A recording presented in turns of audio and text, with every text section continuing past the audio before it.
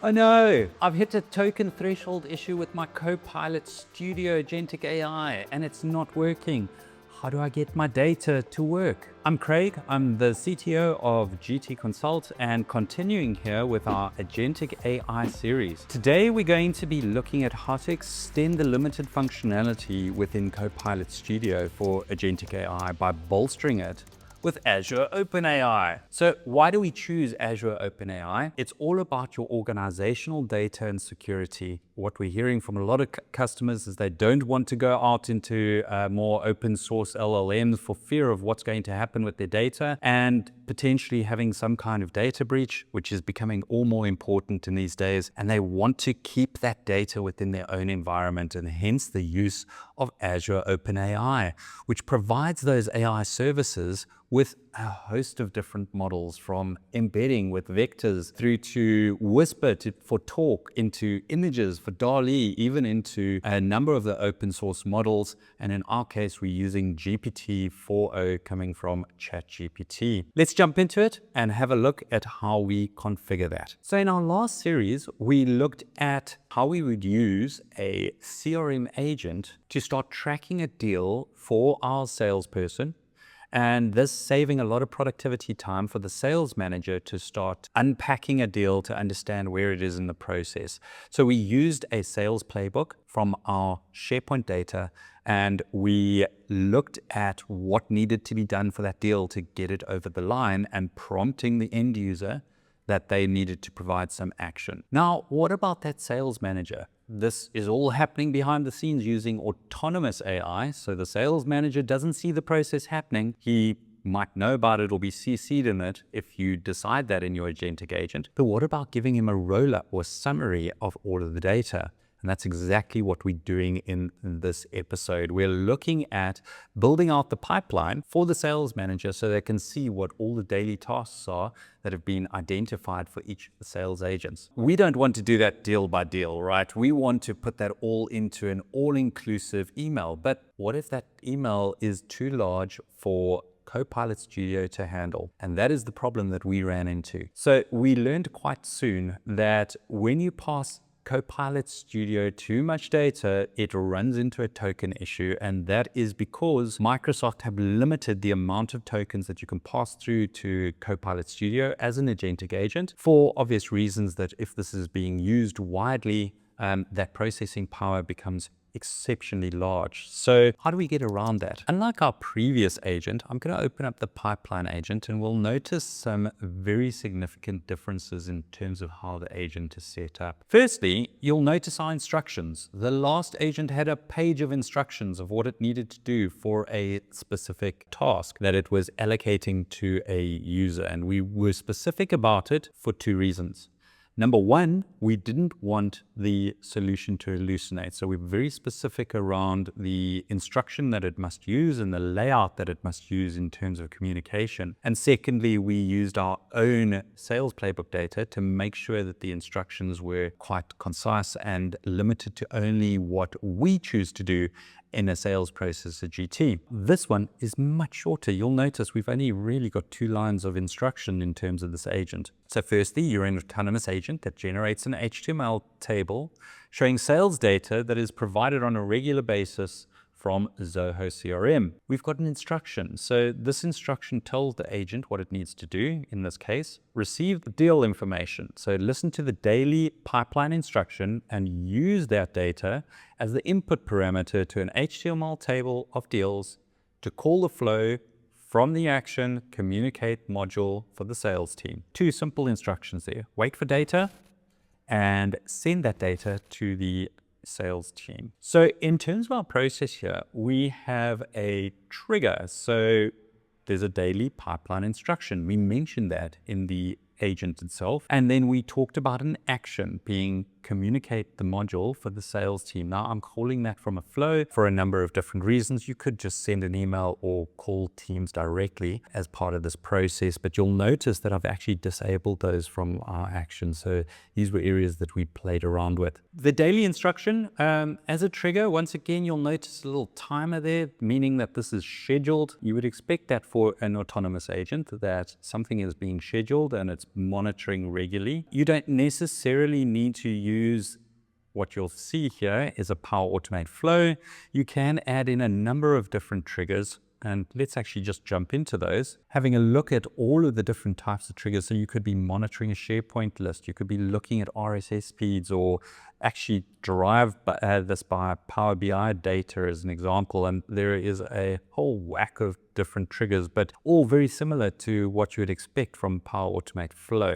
And behind the scenes, well, it is using Power Automate. So let's go and have a look at our pipeline instruction. So in our first example, we were dealing with one deal, and there the token information was not that large. We were passing through an ID for the deal information, the last notes, and finally some instructions got generated out of that. In this case, we're going to be passing through every single deal that is sitting within our Zoho CRM system. So that's going to require a lot more information. And as soon as we ran this in Agentic AI and Copilot Studio, it failed dismally and said, sorry, you've hit a threshold in terms of your tokens. So what did we do to solve that? Well, we provided some heavy lifting by using Azure OpenAI. So we deployed a model within Azure OpenAI, and we utilized that to do all of our heavy lifting for us. And then finally, after doing that heavy lifting, creates a table and sends it back to our Copilot flow where it completes the solution. So we start off with a recurrence. This happens once a day. We've got some Azure OpenAI variables. That's just telling it what my endpoint is for Azure AI, what my model is, and what my administrative key. We like putting those into an object that we can utilize throughout the flow should that be needed. Also helps for demos like these not to show what our endpoint is. We then move into identifying when the start of the month is and working out 30 days from there to look at our period over which we want to look at deals. We're not interested in deals in a couple of months' time. We're only interested in deals within the specific period that we're looking at. Once we've put all of those variables together, the first thing we go and do is authenticate to go and get an authentication token from Zoho accounts. And based off of that authentication token, we can then authenticate our API call to go and get all of our CRM data. Now, we pass in some criteria to say this is the closing date. It needs to be between the start and 30 days. And then we provide all of the statuses that the deal could be in. And those include needs, lead, value proposition, closed won, price quote, etc. So these are the types of statuses that we use internally for our sales calls. Once we've got that data, we push it all into a deals array, and then we create an instruction. Now, this will look very similar to the instruction that we created in our first demo where we're looking at one deal, except here we're saying you're part of a workflow, so only provide the following.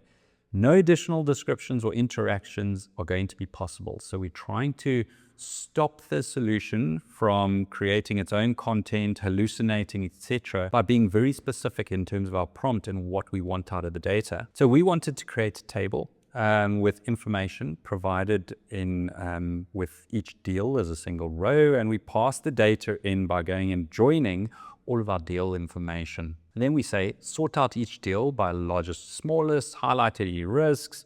All content must be in the HTML table. We give it which headers we want. We say provide an executive summary. Don't use background colors from any of the areas, and then put closed one at the bottom and highlight those in gold with bold text. So very clear instructions as to what we wanted to do. Finally, we compose this into a user prompt, and that is our prompt that we are sending through to Azure OpenAI. So when we're calling Azure OpenAI, we're utilizing an endpoint. We pass it a model, and then we pass it a prompt, which we just generated up above. So let's go and have a look at our call here. We use the HTTP request.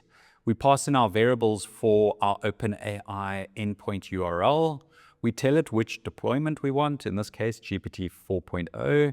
And then we give it a version for GPT 4.0 that it should be using. We also pass through our API key, which authenticates us into Azure OpenAI. And finally, as part of our body, we post through the message And in that message, we've got our output, which is our prompt that we created above. Now, you can construct these prompts in multiple different ways using the user statement as well as additional information in terms of context. You could also go and grab historical information and pass that into the prompt as well as additional context to the request that you're making, should that be required. With that done, we build the table and pass that table through to our prompt for Copilot. And that is what the trigger is actually looking for in terms of this daily pipeline. So let's have a look at this running. Let's go and click our test.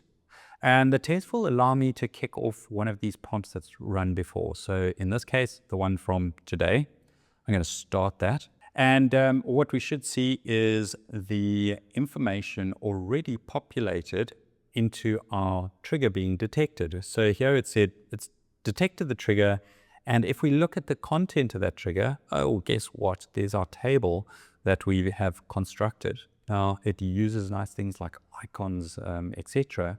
But once it's got that table, what does it do? It processes the next step, which is communicate the module for our sales team. So in this case, it's taken our table, it's sent it out for communication, and it completes our process. So in terms of the activity and the test here, everything has been completed according to how our agentic agents should be run. Now, remember, this was kicked off on a trigger, which was a schedule, which means that we don't ever need to touch this. Every day, this will run. You saw that it ran this morning, and it will run against all of our data and send it off to our sales team. So let's take a look at what one of those processes looks like. Okay, so here we can see a table that's been generated and sent to us by teams where we can see the deal name, the amount, the proposed stage, who that is aimed at, and yes, I'm showing you fake information here. But the idea here that someone can come in,